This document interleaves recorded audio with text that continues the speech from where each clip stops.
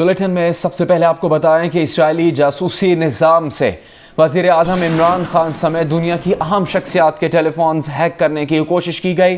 बरतानवी और अमरीकी अखबारात के होशरुबा इंकशाफात सामने आ गए। अमरीकी अखबार के मुताबिक इमरान खान का पुराना फ़ोन हैक करने की कोशिश की गई। इसके अलावा अरब शाही ख़ानदानों के अफराद, मुख्तलिफ ममालिक के सरबराहान, वुज़रा, कारोबारी शख्सियात और सहाफ़ी भी जासूसी का हदफ बने। मजमूई तौर पर 50,000 अफराद की जासूसी की गई।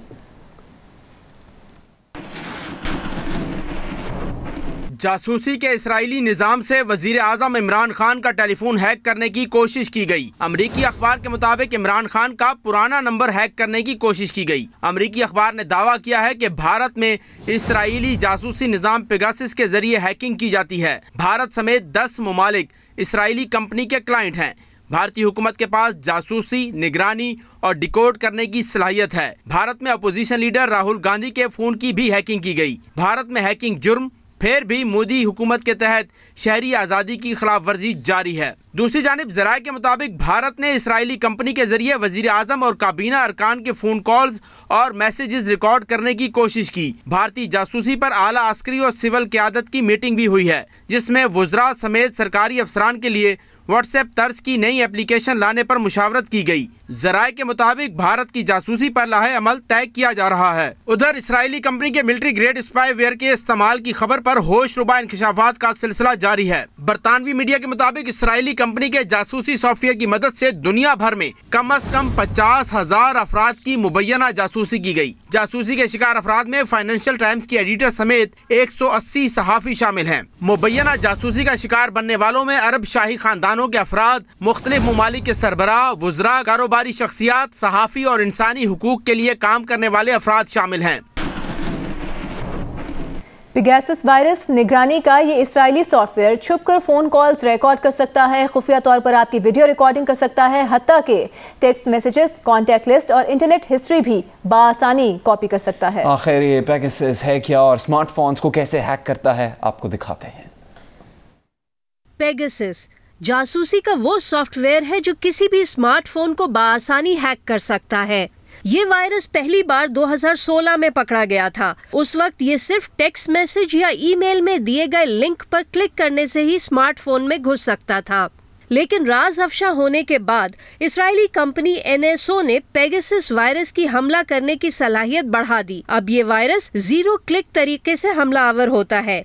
कामयाब हैकिंग के लिए फोन के मालिक का किरदार खत्म कर दिया गया है, यानी आप कुछ ना भी करें, किसी भी लिंक पर क्लिक ना करें, ये वायरस तब भी आपके स्मार्टफोन में घुस सकता है। ये स्मार्टफोन्स के ऑपरेटिंग सिस्टम में पाई जाने वाली खामी या कमी का फायदा उठाकर फोन को हैक करता है। मसलन 2019 में इस इस्राएली सॉफ्टवेयर ने व्हाट्सएप की कमजोरी का फायदा उठाया, किसी भी नंबर पर महज एक व्हाट्सएप कॉल करके फोन को हैक कर लिया, चाहे फोन के मालिक ने वो कॉल अटेंड की हो या ना की हो। मतलब 0 क्लिक हैकिंग। पता चलने पर व्हाट्सएप ने तो ये खामी दूर कर दी, लेकिन हालिया मुतासिरीन के फोन्स के फॉरेंसिक तज्जिये से पता चला है कि इजरायली कंपनी रोजमर्रा इस्तेमाल की एप्स में इस किस्म की खामियों की मुसलसल तलाश में रहती है। वज़ारत IT में हैकिंग और डेटा लीकेज से महफूज एप्लीकेशन की तैयारी पर अहम पेशरफ्त वफाकी वज़ीर बराए इंफॉर्मेशन टेक्नोलॉजी अमीनुल हक ने जियो न्यूज़ को बताया कि वज़ारत इंफॉर्मेशन सरकारी अमूर की अंजामदही के लिए ऐप तैयार करने के करीब है। सरकारी ऐप का नाम डीप होगा, जिसमें टेक्स्ट और ऑडियो कॉल हो सकेगी। अमीनुल हक ने कहा कि डेटा महफूज तर बनाने के लिए जदीद तरीन ब्लॉकचेन टेक्नोलॉजी का इस्तेमाल किया गया है। खबरों का सिलसिला आगे बढ़ाएंगे, आपको बताएंगे सियालकोट से राजनपुर जाने वाली मुसाफिर बस डेरा गाजी खान में ट्रेलर से टकरा गई। खौफनाक हादसे में जाँ बहक अफराद की तादाद 31 हो गई। 40 अफराद जख्मी हैं, जख्मियों में कई की हालत तशवीशनाक है। हादसे में जाँ बहक और जख्मियों में बेशतर का ताल्लुक राजनपुर से है, जो ईद मनाने के लिए घर वापस जा रहे थे। वज़ीर आला पंजाब उस्मान बुज़दार ने कमिश्नर और RQ से वाक़े की रिपोर्ट तलब करते हुए गफलत के ज़िम्मेदारों को फौरी कानून की गिरफ्त में लाने की हिदायत की है। लाहौर में रायविंड रिंग रोड पर लोडर ट्रक बेकाबू होकर पुलिस की गाड़ी से टकरा गया। हादसे में पेट्रोलिंग ऑफिसर फैसल और एहसान जख्मी हो गए। दोनों को अस्पताल मुंतकिल कर दिया गया है। पाकिस्तान ने अफगान सफीर की बेटी के केस की तहकीकात मुकम्मल कर ली। अगवा का तासुर गलत करार दे दिया। वज़ीर ख़ारिजा शाह महमूद कुरैशी ने कहा कि हम नतीजे के बहुत करीब पहुँच चुके हैं। अगर अफगान सफीर उसे मंतकी अंजाम तक पहुँचाना चाहते हैं तो तशरीफ़ लाएँ। IG इस्लामाबाद ने बताया कि केस में जो तासुर दिया गया था वो तहकीकात में साबित नहीं होता। कौमी सलामती के मुशीर मोईद यूसुफ ने कहा कि पाकिस्तान हाइब्रिड वॉर का निशाना बना हुआ है।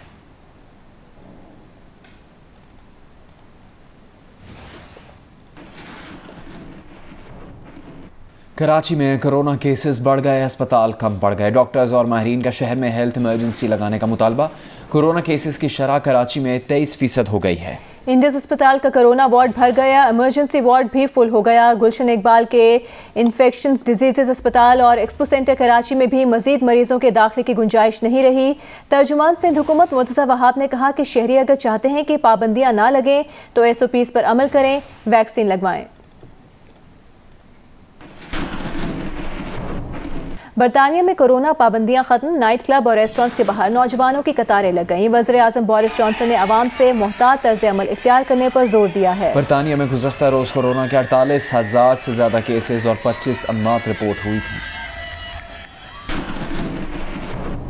सादकाबाद की मवेशी मंडी से बैल भागकर होटल में घुस गया। व्यापारियों की दौड़ें लग गईं। बैल की टक्कर से 2 अफराद जख्मी भी हुए। 1 घंटे बाद इस बैल को पकड़ा जा सका।